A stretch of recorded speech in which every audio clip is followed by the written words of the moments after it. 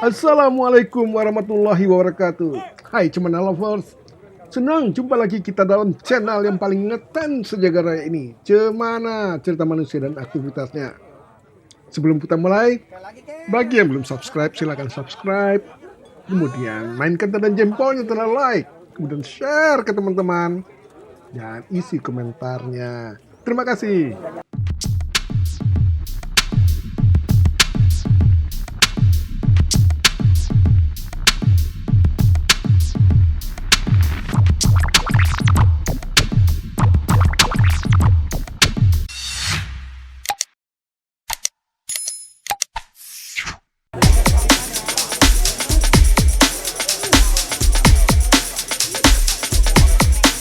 Ini babak final memperebutkan juara ke-1 dan kedua dalam satu lomba merpati kolong berhadiah total 35 juta rupiah.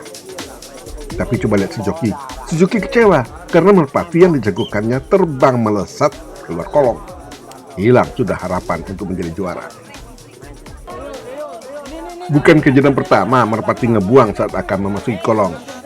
Kejadian seperti ini sering terjadi di berbagai lapak perlombaan merpati. Bagi pemula, player yang dijagokannya ngebuang bisa membuat bingung. Padahal tadinya yakin sekali merpati yang dijagokannya itu akan menjadi jawara. Lah coba aja lihat waktu ngelop. Semua player melesat memburu si betina. Kenapa sewaktu berlomba, burung bukan hanya melesat keluar, bahkan nggak mau turun ke dalam kolong. Pertama, sering terjadi beberapa pemula kurang memahami siklus giring merpatinya. Karena tidak tahu itu, dia paksa si burung untuk berlomba. Padahal pemaksaan ini bisa merusak si merpati. Burung harus diistirahatkan dulu. Betul, sewaktu ngelop, si merpati sangat gesit memburu pasangannya. Itu karena jarak yang ditempuhnya pendek dan terbang dalam posisi yang rendah. Tenaga burung tidak terlalu besar. Sedangkan untuk berlomba, ia harus terbang dengan ketinggian antara 20-30 meter. Dengan jarak tempuh terbang 1000 meter untuk mencapai kolong. Kedua, trauma. Lah, merpati bisa juga trauma? Bisa dong. Mungkin trauma karena berpacu dengan lawan yang pernah menyenggolnya di awang-awang dulu. Bisa juga trauma karena takut akan mendarat di landasan yang keras seperti yang pernah dialaminya yang membuatnya cedera. Merpati memiliki ingatan emosi yang kuat. Untuk menyegarkan kembali, si player ya harus dilatih terus untuk menghilangkan ketakutannya itu. Atau diistirahatkan dulu selama beberapa minggu sebelum diikut sertakan kembali dalam perlombaan.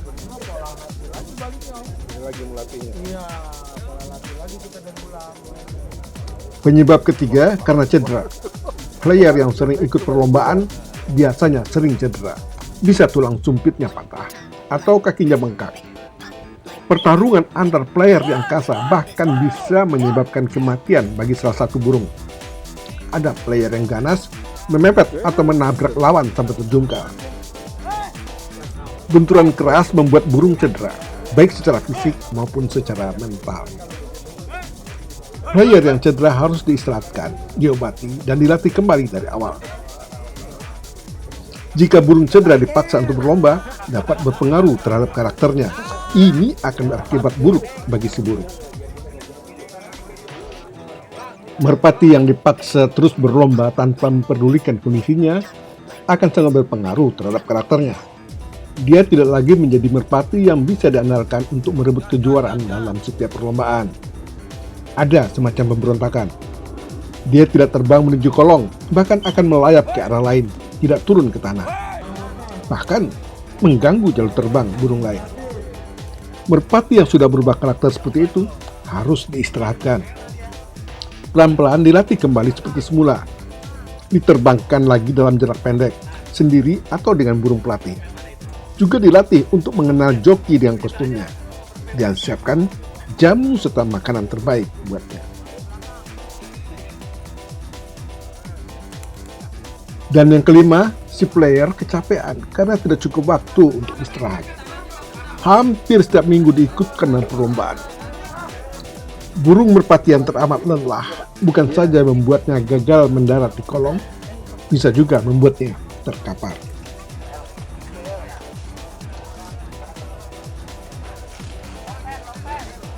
Merpati-merpati yang cantik dan gagah ini jika sudah merasa capek atau bosan akan terbang sesuka hatinya.